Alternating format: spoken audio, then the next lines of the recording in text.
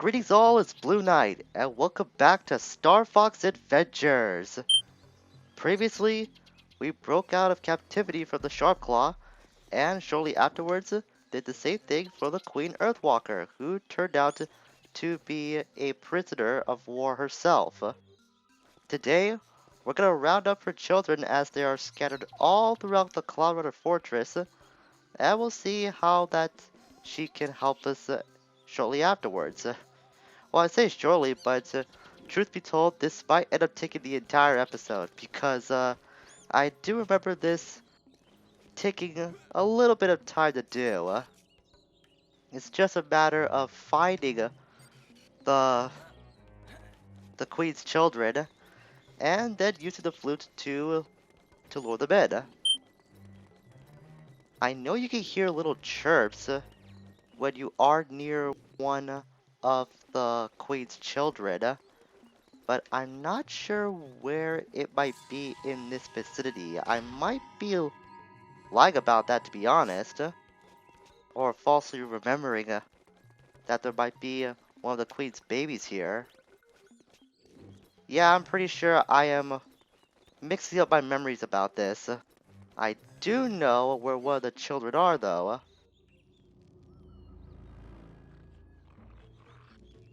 And right on cue, the game actually shows where that child was. I actually forgot the game would do that. So all we have to do is just take out any of the nearby sharp claw that's harassing quote unquote the children, and then using the flute when they're not scared to call them back to their mother. If you get too close though, then they will fly away from you, so that's why you have to be at a relative distance in order to use the flute. So for this child, if you see that the icon does not have the X above it, that means you're close enough to use the item.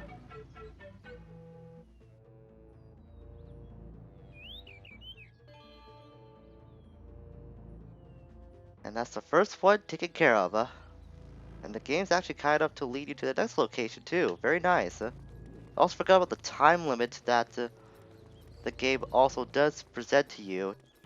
There will be a limited time that you have to clear out the sharp claw, or else the baby will get scared off and you'll fail the mission. I'm not sure if you do that, you have to start all over again. I think so.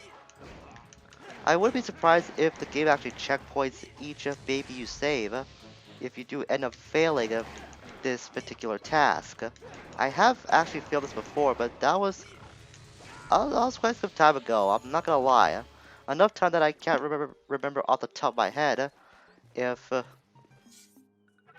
failing to save one of the children does actually act as a checkpoint or not.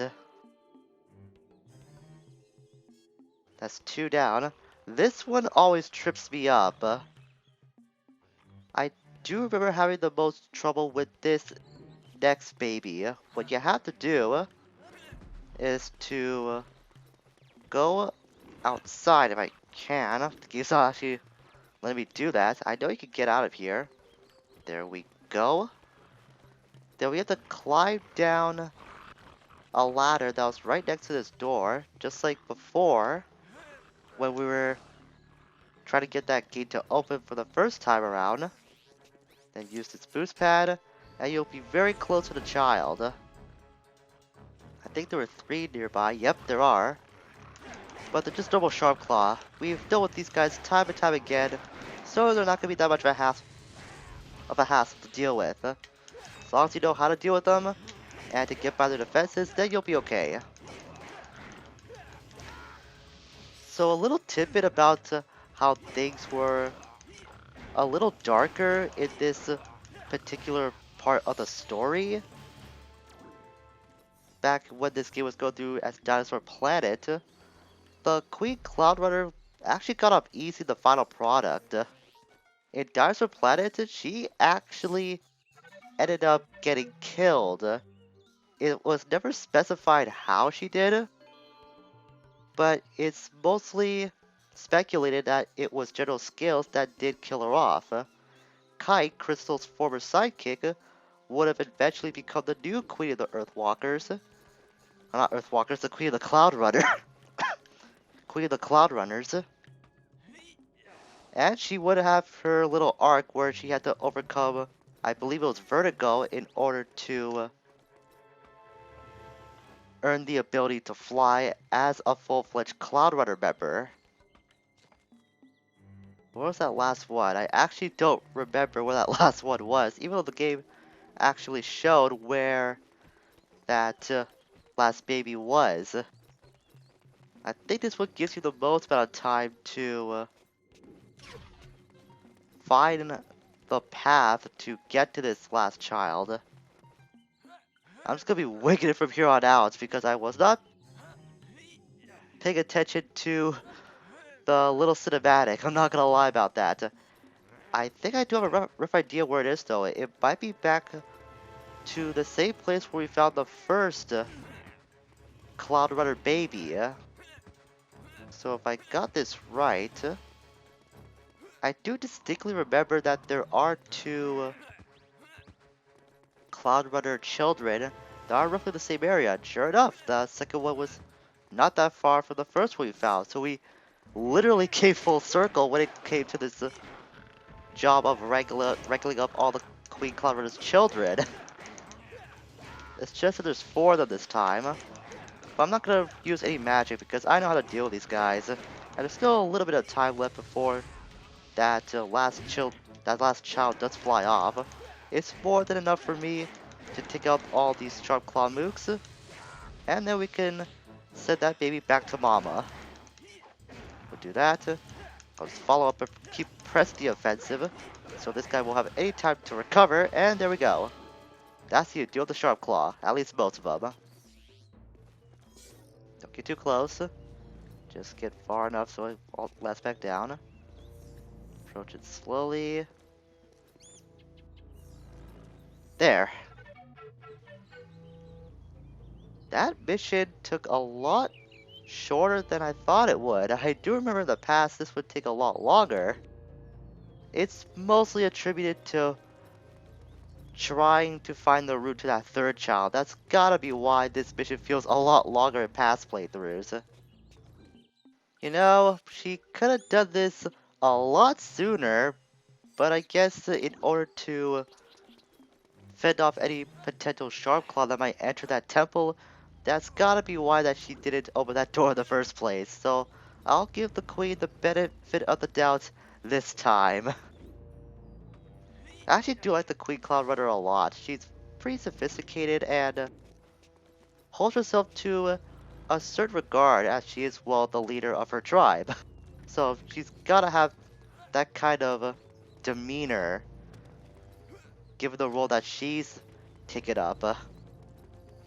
I know this game isn't like big on story or character development or stuff like that, but sometimes it's the little things you just gotta keep an eye out for to make you appreciate the characters a little more if you don't if you don't actually find it throughout the story or the game actually presenting it to you right in front of your face. So the Queen Cloudrunner, she's actually one of the good ones when it comes to the leaders of this planet. More fireflies here, so that indicates we'll have to use them soon. I could have left that last firefly alone, but I just wanted to collect it for the sake of collecting it. Now, if I remember correctly, we might be encountering another section that we had to go through not too long ago. We'll change the current of the wind here so we can pass through. Yeah, there's a dark room. I'm pretty sure there's a crack in the wall somewhere. Sure enough, there is. So I just need to find the timed barrel.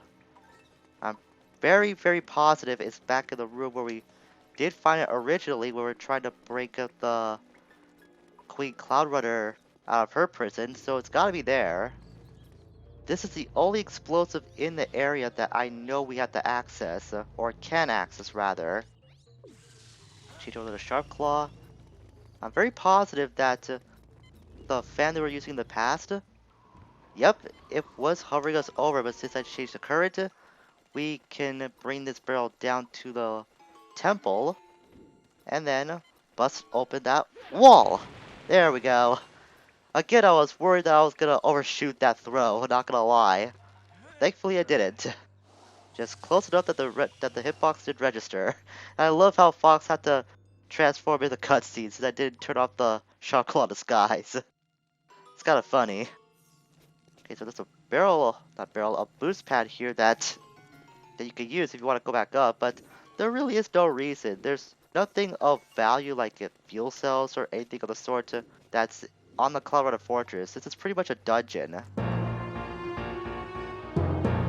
Scales!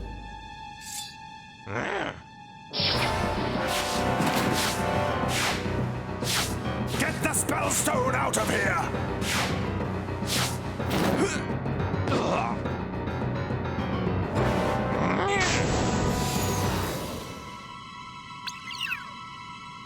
Huh?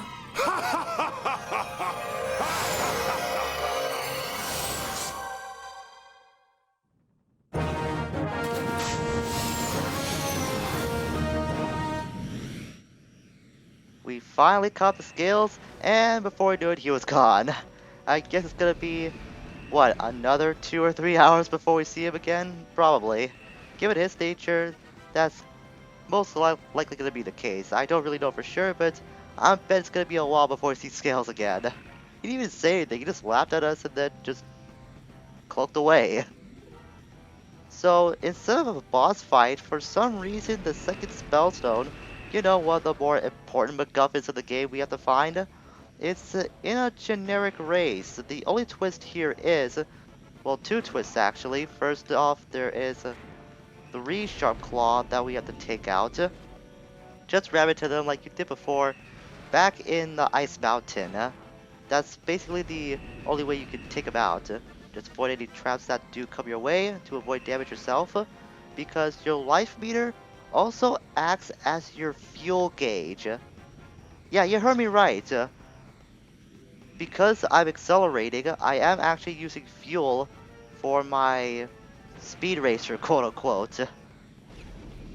So you have to do this before you do run out of energy slash fuel in order to retrieve the second spellstone. So just avoid that. I actually don't know you have to target the specific Sharp Claw that does have the spellstone in order to end this mission like prematurely. I always end up taking out all the Sharp Claw just because. Merely because actually that I just could never get to the Sharp Claw wielding the spellstone. I just end up taking out the enemies one by one. But I'm sure it is possible to get to the Sharp Claw with the spellstone before you can take out any of the other ones that do act as like roadblocks, I guess. Movable roadblocks. Yes, but blockages all the same. But in any case, we do have only the Soul Sharp Claw to take out, and this one's got the spellstone. So all in all, this is very underwhelming, given that this is practically supposed to be a replacement for a boss fight. I mean, up until now, we've only had at least one boss fight in the game, and that was with Galden not too long ago.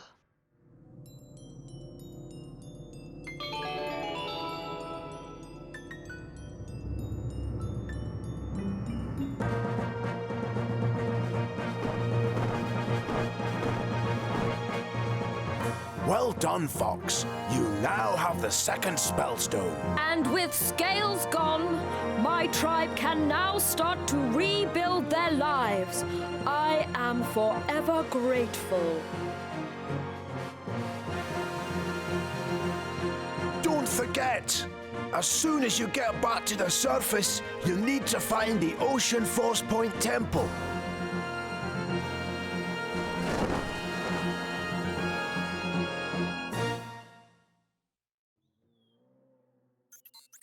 And now we have our next objective, is to get to the Ocean Force Point Temple back on Dinosaur Planet. You may have noticed that the spellstone we have is colored differently than the last one we got.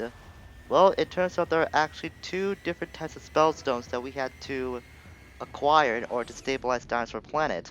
The one we got last time, if you may remember briefly from a description on one of the planets, it was called the Fire Spellstone. This one, I believe, is either the ice or the water. Either way, it's still a spellstone all the same that you need to use to stabilize the planet. You did it again, Fox! The fortress is back in control of the Cloudrunners. You must take this spellstone to the Ocean Force Point Temple. It must be located near to the sea. Have you been anywhere like that yet, Fox? When you get back to the planet, contact Peppy for further details. Pepper out! And reinforced by General Pepper, we are now going to be en route to the Ocean Force Point Temple. But we'll do that next time. When we actually start the next episode, we're going to wind up back in Dinosaur Planet because we're just going to go through the whole R-Wing section again, and we don't have to see that.